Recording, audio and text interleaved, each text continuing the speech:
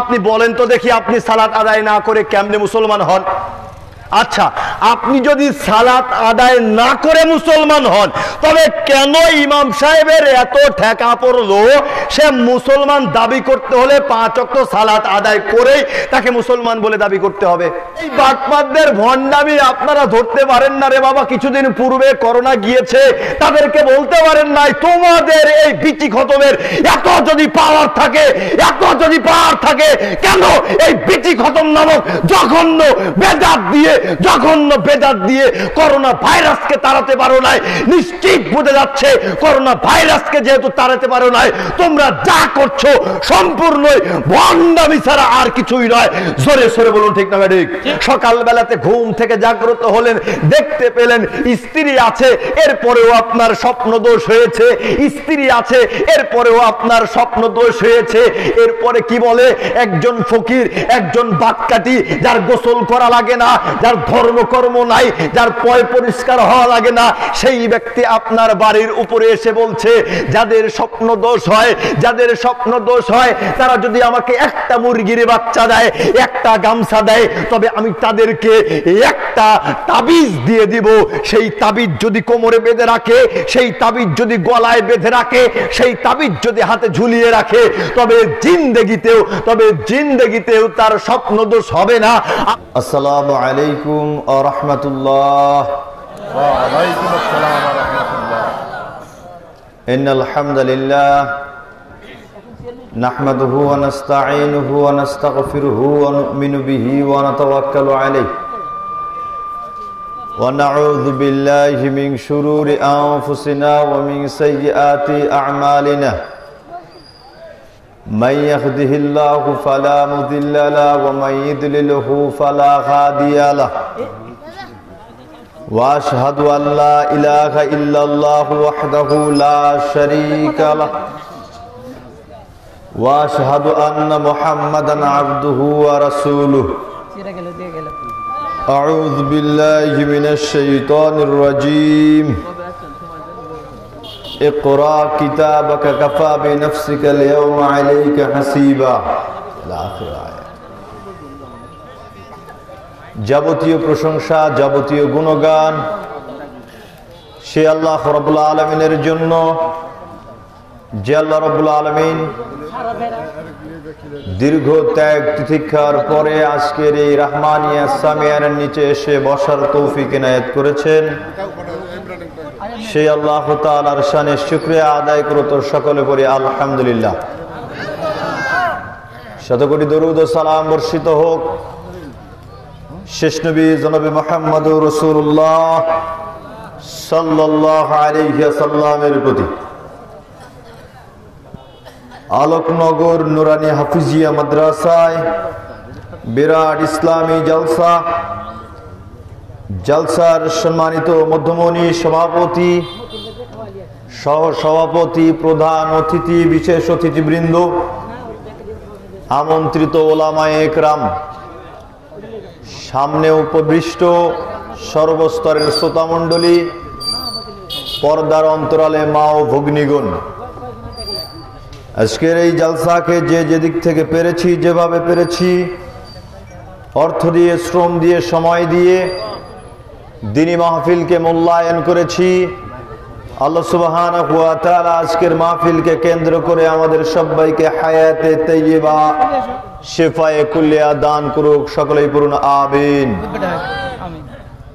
সংক্ষিপ্ত সময়ে আজকের আলোচনা বিষয় ইবাদতের গুরুত্ব ও প্রয়োজনীয়তা, এর উপরেই সংক্ষিপ্তভাবে আলোচনার চেষ্টা করবে ইনশাআল্লাহুল আজিজ। এখনো যারা এদিক সেদিক এলোপাথারি চলাচল করছেন, উদাত্ত আহ্বান জানাচ্ছি সময় নষ্ট না করে আপনারা রাহমানিয়া সামিয়ানের নিচে এসে বসে যাওয়ার চেষ্টা করুন। আল্লাহ সুবহানাহু ওয়া তাআলা আমাদেরকে সহজ করুক, আল্লাহুম্মা আমিন। আল্লাহ তাআলা বলছেন, ওমা খালাকতুল জিন্না ওয়াল ইনসা ইল্লা লিয়াবুদুন। এই আয়াতের সাথে আমরা পরিচিত কিনা? পরিচিত? যারা আরবি পড়তে পারে না, বাংলাও পড়তে পারে না, তাও মনে হয় এই আয়াত সম্পর্কে জানে, তাই না? এটা আঞ্চলিক ভাষায় আমরা বলে থাকি যে আল্লাহ তাআলা জিন আর ইনসানকে তার ইবাদত করার জন্য সৃষ্টি করেছেন। অত্র বিবরণীতে আল্লাহ তাআলা বলতেছেন, আমি মানুষ এবং জিনকে সৃষ্টি করেছি আমার ইবাদত করার জন্য। এই আয়াতের অর্থ তো আমরা বুঝতে পেরেছি সরলভাবে, কিন্তু এর গুরুত্ব বুঝতে পারিনি। আল্লাহ তাআলা বললেন, আমি মানুষ আর জিনকে সৃষ্টি করেছি শুধুমাত্র আমার ইবাদত করার জন্য, অন্য কোনো কাজ করার জন্য আমি মানুষ আর জিনকে সৃষ্টি করি নাই।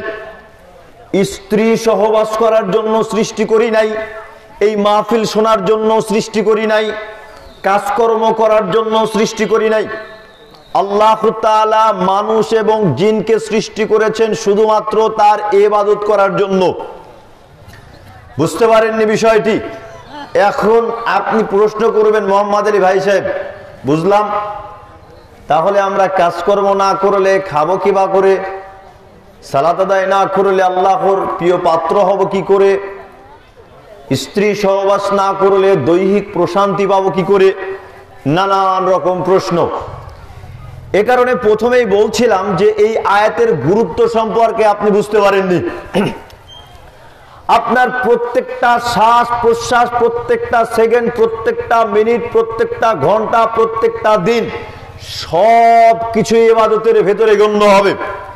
এখন আপনাকে চিন্তা করতে হবে সবকিছু কিভাবে ইবাদতের ভেতরে গণ্য হবে।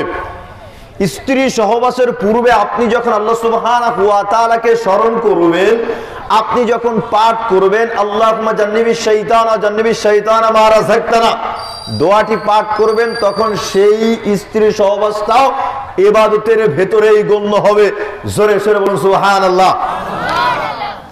খানা খাবেন, তখন যদি আপনি বিসমিল্লাহ বলে খানা শুরু করেন, তবে ওই খানাটা আল্লাহর জিম্মায় চলে যাবে, ওই খানা খাওয়াটা ইবাদতের ভেতরেই গণ্য হবে।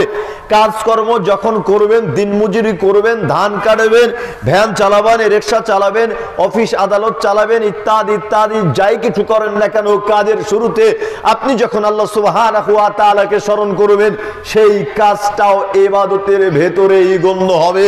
এ কারণে আপনাকে বলছিলাম, আপনি বুঝতে পারেননি আয়াতটি। আল্লাহ তাআলা বলছেন, পৃথিবীতে আমি মানুষ এবং জিনকে সৃষ্টি করেছি শুধুমাত্র আমার ইবাদত করার জন্য। এবার আপনাকে চিন্তা করতে হবে কি করে পৃথিবীর বুকে জীবন যাপন করলে আমার মৃত্যুর আগ পর্যন্ত ইবাদত হবে।